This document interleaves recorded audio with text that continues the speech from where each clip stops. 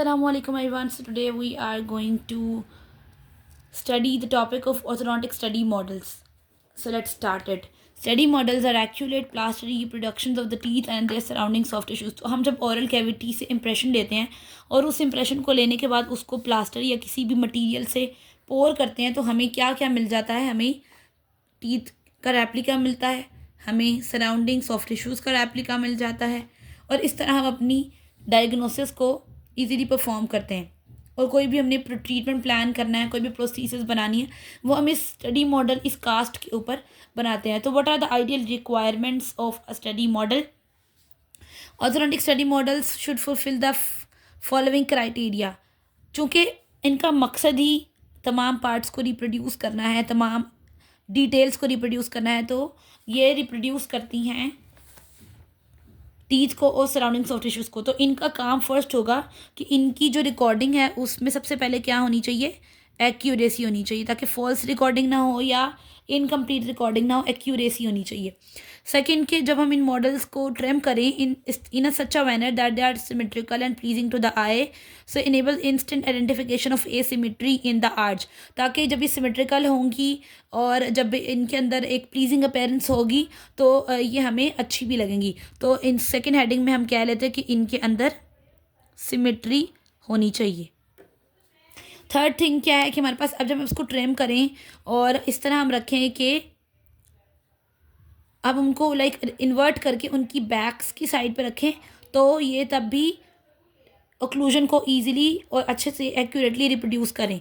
तो हम third heading बना लेते हैं कि ओक्लूजन की रिप्रोडक्शन भी बिल्कुल एक्यूरेट होनी चाहिए. देन कम्स कि स्टडी मॉडल की जो सरफेस है वो कैसी हो, वो क्लीन हो, वो स्मूथ हो और उसमें कोई नोड्यूल ना हो. तो मैं यहाँ पे सरफेस लिख लेती हूँ कि study model should have a clean, smooth and nodule free surface. फिर उसके बाद नेक्स्ट लास्ट पॉइंट हमारे पास है कि हमारे पास टीथ ही सिर्फ नहीं आने चाहिए, बल्कि उसका एल्वियोलर प्रोसेस, यानी कि जो उसका बोनी एरिया मतलब कह सकते हैं, जो उसके लिंगुअल साइड्स हैं, बकल साइड्स हैं, पैलेटल साइड्स हैं, ओरल कैविटी के अंदर अगर कोई अंडरकट्स हैं, अगर कोई हार्ड टिश्यूज़ के ऊपर कोई ओवर ग्रोथ है या सॉफ्ट टिश्यूज़ पे कोई ओवर ग्रोथ है, वो सब आनी चाहिए. तो 5 हेडिंग्स पे हमने इसको समराइज़ किया. इट शुड हैव एक्यूरेसी, कि वो रिप्रोडक्शन उसकी बहुत अच्छी हो, एक्यूरेट हो, सिमेट्री हो तो हमें प्लीजिंग अपीयरेंस देगा, ओक्लूजन जो है वो रिप्रोड्यूस करे जब हम उसको उसकी बैक पे रखें. एंड देन सरफेस पे क्लीन, स्मूथ हो, नोड्यूल फ्री हो, और उसके बाद हमारे पास इसके अंदर एल्वियर प्रोसेस को रिकॉर्ड करने की एबिलिटी भी होनी चाहिए. सो नेक्स्ट थिंग हम डिस्कस करते हैं parts of the study model. एक स्टडी मॉडल के कितने पार्ट्स होते हैं? उसके 2 पार्ट्स होते हैं. एक होता है एनाटमिक पोर्शन और एक होता है artistic portion. The anatomic portion is the best part of the study model which is the actual impression of the dental arch, यानी कि वो पार्ट स्टडी मॉडल का जो कि एक्चुअल इम्प्रेशन होता है टीथ का और सराउंडिंग स्ट्रक्चर्स का. ये पोर्शन जो है वो हम लोग किससे बनाते हैं? स्टोन प्लास्टर से बनाते हैं. ये हम बात कर रहे हैं एनाटमिक पोर्शन की, फर्स्ट पोर्शन की. सेकेंड पोर्शन हमारे पास होता है आर्टिस्टिक पोर्शन. सेकेंड पोर्शन होता है जो कि हम लोग बनाते हैं स्टडी मॉडल के ऊपर. प्लास्टर बेस होती है बेसिकली ये, और ये बेस एक ऐसा एरिया होता है जो कि पूरी की पूरी प्लास्टर की जो ऊपर मतलब टीथ लगे हुए हैं, स्ट्रक्चर्स लगे हुए हैं, उन सबको सपोर्ट करता है. फॉर एग्जांपल आप एक बिल्डिंग ले लें, बिल्डिंग की जो रूफ़ है वो उसकी बेस है और जो उसके पिलर्स हैं और वो उसके तमाम स्ट्रक्चर्स हैं. तो इसी तरह जो बेस है वो तमाम टीथ और स्ट्रक्चर्स को होल्ड करके रख रही होती है. तो उसको बहुत प्यारा बनना चाहिए ताकि वो आर्टिस्टिकली खूबसूरत भी लगे देखने में, सपोर्ट भी अच्छे से करे, और उसके ऊपर जो स्ट्रक्चर्स मौजूद हैं वो यानी कि बहुत अच्छे से लाइक एक्यूरेटली वो डिपेक्ट करें हमें तमाम डिटेल्स को. तो सेकंड पोर्शन को हम आर्टिस्टिक पोर्शन या प्लास्टर बेस भी कह सकते हैं. This portion of the study model helps in depicting the actual orientation and occlusion of the study models and also gives a pleasing and symmetrical appearance to the models. मतलब ये हमें बताएगी कि हमने किस तरह से वर्टिकली उसको रखना है, हॉरिजॉन्टली उसका रिलेशन कैसा होना चाहिए, ऑक्लूजन कैसी होनी चाहिए, ताकि हमें एंड पे एक प्लीजिंग और एक सिमेट्रिकल अपीयरेंस मिले. तो that means that the base portion और the artistic portion has a greater role in giving symmetry. So I am showing you these 2 portions. So we have this one, which is the artistic portion, and this is we have the anatomic portion, because anatomic portion carries all the teeth and the alveolar structures, and the artistic portion is having the base area, and it decides and just help in giving a symmetry to our occlusion.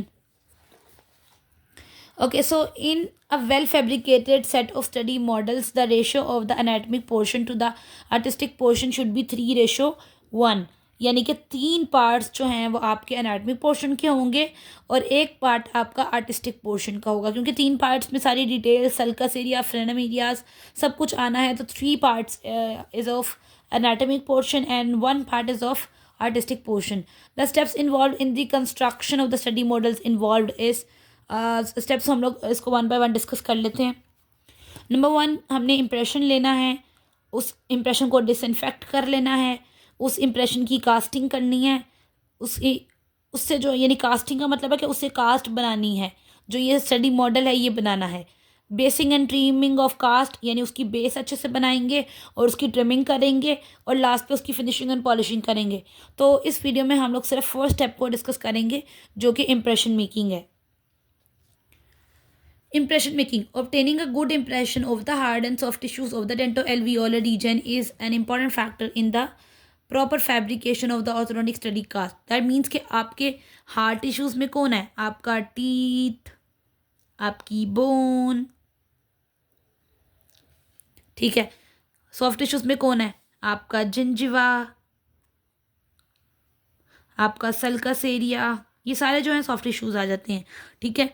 तो in hard and soft tissues दोनों की ही अच्छी detail cover होगी, दोनों की ही अच्छी recording होगी, तो ही आपकी जो कास्ट है उसकी प्रॉपर फैब्रिकेशन होगी.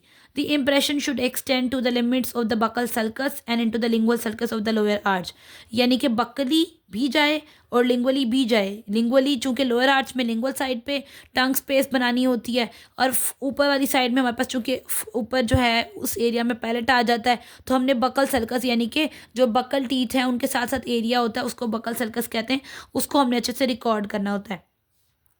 तो मैक्सिलरी इंप्रेशन वो कह रहे हैं कि should cover the hard palate but not extend beyond the soft palate, यानी हार्ड पैलेट तक रहे, पीछे सॉफ्ट पैलेट तक ना जाए, क्योंकि वो सॉफ्ट पैलेट को जब इंप्रेशन मटेरियल टच करेगा तो वो गैगिंग रिफ्लेक्स हो जाएगा, पेशेंट वॉमिट करेगा, इरिटेशन होगी, तो वो हमने वैसे भी रिकॉर्ड नहीं करना, हमें सिर्फ हार्ड पैलेट तक का इंप्रेशन लेना होता है.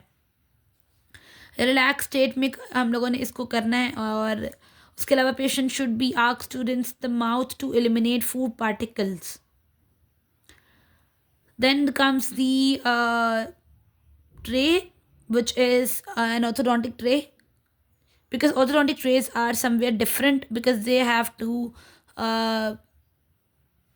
make like this कि वो तमाम डिटेल्स को बहुत स्मूथली, फाइनली, डीपली कवर करें, बिकॉज फ्लैंजेस और जो सल्कस एरियाज हैं और बकल सल्कसेस हैं इन सबको बहुत अच्छे से रिकॉर्ड करना होता है ऑर्थोडोंटिक्स में. I am not talking about कि हम प्रोस्टो के लिए कोई इंप्रेशन कर रहे हैं and we are taking an impression for our operative dentistry या उसके कोई रेस्टोरेशन के लिए नहीं. We are taking this impression solely for our orthodontic purpose, so we have to use the orthodontic tray which extends deep into our buccal and lingual sulcus. This is an important consideration as orthodontic study models should reproduce as much of the supporting structures जो हम बता चुकी हूँ मैं आपको. And उसके बाद tray की बाउंड्री की बात कर लें तो tray should include the last erupted molar and have a clearance of 3 millimeter between the tray and the teeth. इन दोनों के दरमियान में 3 millimeter की क्लियरेंस भी होनी चाहिए ताकि वो बहुत नैरो भी ना हो, बहुत वाइड भी ना हो, ताकि जो डिस्टॉर्शन है वो ना हो सॉफ्ट टिश्यूज़ की और इस तरह एक इनएक्यूरेसी ना आए. तो जब एक एडिकेट क्लियरेंस मौजूद होगी और जब उसकी जो लास्ट लाइनिंग है वो लास्ट इरप्टेड मोलर तक जाएगी तो रिकॉर्ड भी अच्छा ही आएगा. देन मटेरियल जो कि हम लोग यूज़ करते हैं for impression making is the irreversible hydrocolloid which is the alginate that is used for impression making. And lastly हम लोग इम्प्रेशन के दौरान में वर्टिकल पोजीशन में बिठाते हैं पेशेंट को, ताकि उसकी जो इम्प्रेशन मटेरियल है वो गले यानी कि फेरिंग्स वाले एरिया में, यानी इसके गले में, थ्रॉट में ना चला जाए और उसको इरिटेशन और गैगिंग वगैरह ना हो। सो डिसइंफेक्टेंट सेकंड स्टेप हम लोग इसी वीडियो में कवर कर लेते हैं कि ये इंप्रेशन अब आपके पास आ गया है। Now your first step should be disinfecting the impression. Disinfection के लिए सबसे अच्छा स्टेप यहाँ पे मेंशन नहीं है, बट ये होता है कि आप उसके ऊपर हल्का सा प्लास्टर जो है वो स्प्रिंकल करके देखें, ताकि आपको पता चल जाए कि सलाइवा अटैच हुआ या नहीं, सलाइवा के साथ कॉन्टैक्ट हुआ या नहीं। अगर तो सलाइवा के साथ कॉन्टैक्ट हुआ होगा तो आपको इजीली स्प्रिंकल ऑन मेथड से वो नज़र आ जाएगा, तो आपने फिर वो उस सलाइवा को रिमूव कर लेना है। और अगर कोई डेब्रेस या ब्लड या कोई भी ऐसा कंटेमिनेंट है तो आपने उसको भी रिमूव कर लेना है। और कहा जाता है कि डायरेक्टली जो है वो अंडर वाटर उसको मत करें, अदरवाइज़ वो डिस्टॉर्ट हो जाएगा। उसको रिमूव करने के लिए कैमल एयर ब्रश का इस्तेमाल भी कर सकते हैं, ब्रश की मदद से भी उसको रिमूव किया जा सकता है। तो उसके अलावा डिसइंफेक्टेंट सॉल्यूशंस जैसे कि सोडियम सोडियम नहीं सॉरी हम इसके अंदर ग्लूटाराल्डिहाइड भी यूज़ कर सकते हैं, आयोडोफोर भी यूज़ कर सकते हैं, ठीक है। और ये वाली चीज़ें जो हैं वो हम लोग हाइपोक्लोराइड का सॉल्यूशन भी यूज़ कर सकते हैं। तो इनसे क्या होता है कि जो माइक्रो ऑर्गेनिजम्स होते हैं, प्लाक होते हैं और जितनी भी स्क्रीशंस होती हैं, उनसे जो है इंप्रेशन की निजात हो जाती है, यानी वो उनके ऊपर स्टिकी नहीं रहते आपके इंप्रेशन के ऊपर। तो उसके अलावा आप इसको सोक भी कर सकते हैं, भिगो भी सकते हैं किसी भी डिसइंफेक्टेंट सॉल्यूशन में। जैसे यहाँ इन्होंने मैंने आपको ग्लूटाराल्डिहाइड और हाइपोक्लोराइड और आयोडोफोर वगैरह का बताया, इन्होंने यहाँ पे एक नया भी बताया जिसका नाम बायोसाइड है, तो वो भी हम कर सकते हैं, ठीक है। और उसका जो टाइम ड्यूरेशन है वो भी हमने ध्यान रखना है कि 10 मिनट्स के लिए अगर हम करेंगे तो दैट विल बी इनफ। और जब डिसइंफेक्शन हो जाए तो अगेन वाटर के साथ रिंस करना है, ताकि कोई भी डिसइंफेक्टेंट इंप्रेशन के ऊपर मौजूद दोबारा ना रह जाए। और उसके बाद हमने उस एक्सेस वाटर को भी रिमूव करने के लिए उसको जो है वो ड्राई कर लेना है, ताकि वाटर भी ना रहे। यानी कि डिसइंफेक्टेंट को हटाने के लिए वाटर में डिप कर दिया और अब वाटर हटाने के लिए उसको ड्राई कर रहे हैं। और उसके बाद हम उसकी कास्टिंग करेंगे। कास्टिंग जो है वो हम करेंगे with the help of material which is called as the model material, और you can say it plaster material also. और ये बहुत ज़रूरी है कि आप इसको वाइब्रेटर के ऊपर रखें आफ्टर कास्ट पोरिंग मटेरियल डालने के बाद, ताकि जितने भी बबल्स और वो सब हैं वो एलिमिनेट हो जाए।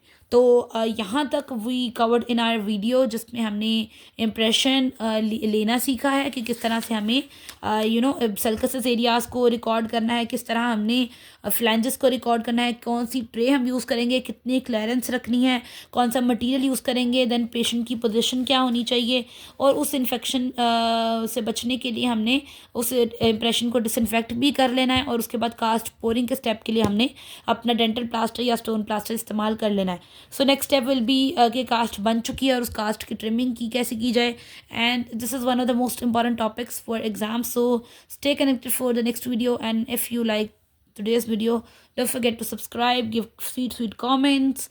Bye bye, take care.